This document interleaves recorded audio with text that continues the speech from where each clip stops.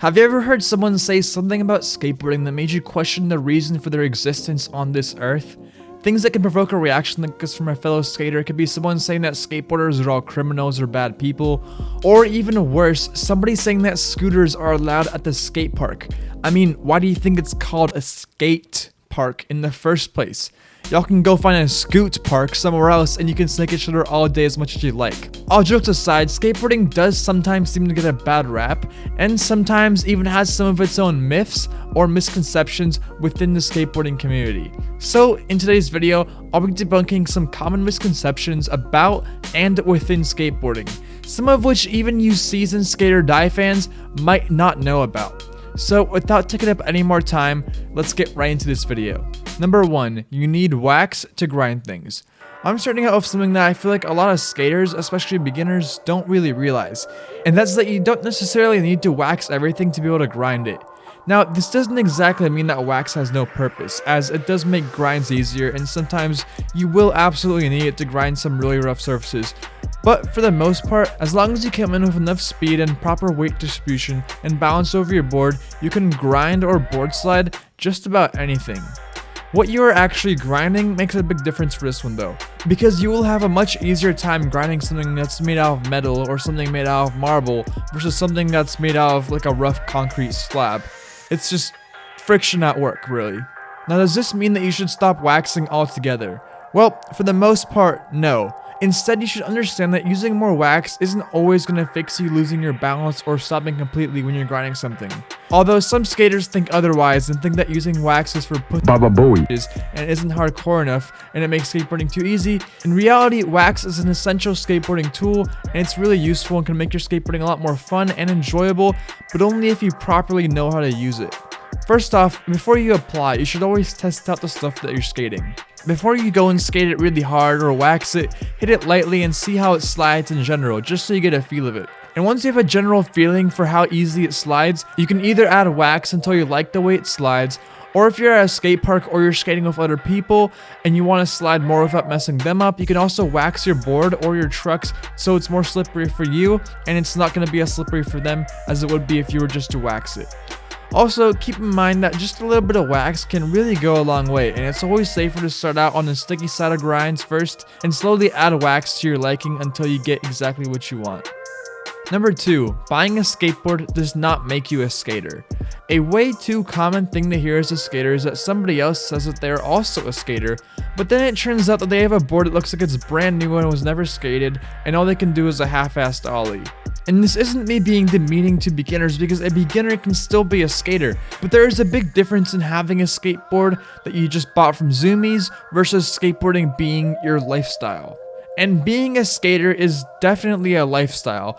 It's kind of like if you were calling yourself a race car driver, although all you did was do a few track days in your clapped out Honda Civic.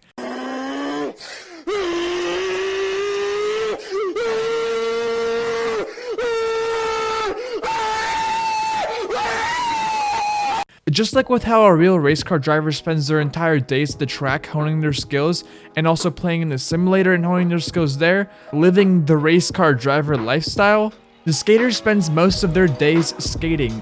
When they go to bed, all they can think about is skateboarding, and all they can watch on YouTube is Skate or Die on repeat. There's a lot more people who just skate every now and then than who are actually skaters and have put hours of effort into learning how to skate. And it's not like you can't have other hobbies outside of skateboarding. I of course enjoy skateboarding a lot. It's one of my favorite ways to relax, just cruise around town at midnight with friends, and I enjoy learning about it and all of its history. But I don't really feel like it's my entire identity. I also like to do so many other things such as snowboarding, planes, cars,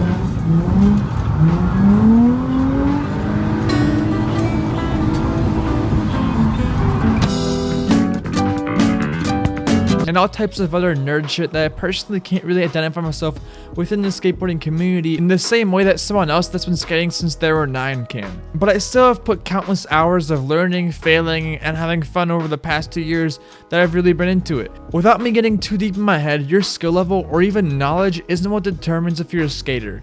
Instead, it's how willing you are to learn and progress. And even more importantly, if you just simply enjoy skateboarding for what it is, and you aren't into it just because you think it makes you look cool. because guess what? Nobody really cares. Number 3, it doesn't matter what clothes you skate in. This one might be a bit subjective, but clothes play a bigger role in your skateboarding than you might think.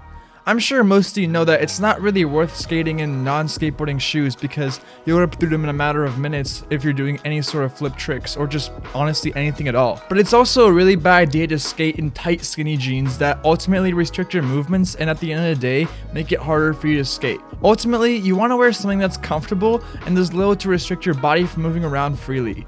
It's also kind of nice to keep your fit kind of light so you don't feel like you're trying to fight gravity every time you try to ollie with like 5 hoodies on. A t-shirt and a windbreaker is all that you really need, even during winter. Because if you're going to be skating all over the place and doing tricks and all that stuff, you're already going to be pretty warm just to start with. Because you're mostly going to be already moving and you're going to be warmed up. But what a lot of people don't actually realize is that wearing some nice clothes that give you confidence and have you feeling good will actually improve your skating and will actually make you skate better. Or at least it will feel like you're skating better. Now, this doesn't mean that you have to be a trendiest skater of 2020 and flood yourself out with Dior, Gucci, and whatever else designer brands you want just to hit the skate park.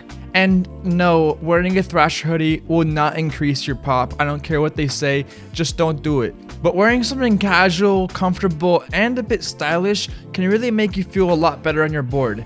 And when you feel good in your board, you typically skate better. So therefore, having clothes that you feel comfortable in and also you think that you look cool in will ultimately improve your skating.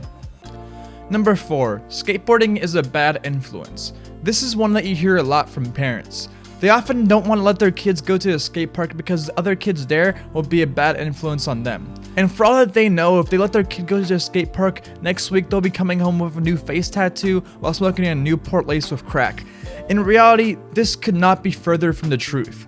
Most skate parks have their own communities of local skaters, and for the most part, these are really tight-knit friend groups that will help each other out if someone is in need of something, like maybe a lunch, a friend, or even a place to stay. And they try to keep each other, and especially kids, on the right path and encourage healthy lifestyles. The reason that a lot of the world's best skaters today became such good skaters in the first place was because they wanted to escape their family life at home and would instead go skate until it was dark and they absolutely needed to go home. Despite what some people might think, skate parks aren't filled with drug addicts and rejects of society, and instead you usually find really genuine, down-to-earth people that are very supportive of each other and help keep each other on the right path. Now, of course, there are some skate parks out there that will have a rowdy crowd of dusty park rats that are practically walking chimneys. Not that that's a bad thing exactly.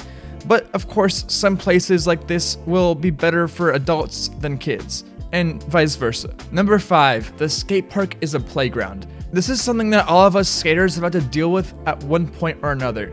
It could be a perfect day and you're having an amazing session, learning new tricks, having fun on your skateboard, when all of a sudden, you freeze. Sirens go off in the air. The sound of screams are so loud that you go blind momentarily. The 4 horsemen of the apocalypse come down to the skate park themselves in the form of kids being circled by their Apache helicopter Karens. Now, you have to choose your fate. Either leave in defeat, or you fight to the death. Okay, I got a little carried away there, but for real, kids playing at the skate park and their moms saying, "Hey, they can play here too, it's a public park," has to be the most annoying thing ever. And the worst part is that they'll get mad at you when their kid walks right in front of where you're skating and gets completely smoked. Like, look, Karen, you won't let your kids play on the highway because the cars won't have enough time to slow down and avoid smashing into your kid, right? So what makes you think that having them play skate park Frogger would be a good idea? It's not, just don't do it. Anyway, you guys had enough of my rant for today, so thank you very much for watching this video, and if you enjoyed it, please leave a like, and also if you're new, make sure to subscribe because I upload videos like this and other ones sort of like this one every Saturday, usually, sometimes twice a week if I feel like it. So anyway, that's all for today. Thanks for watching once again, and I'll see you in the next one.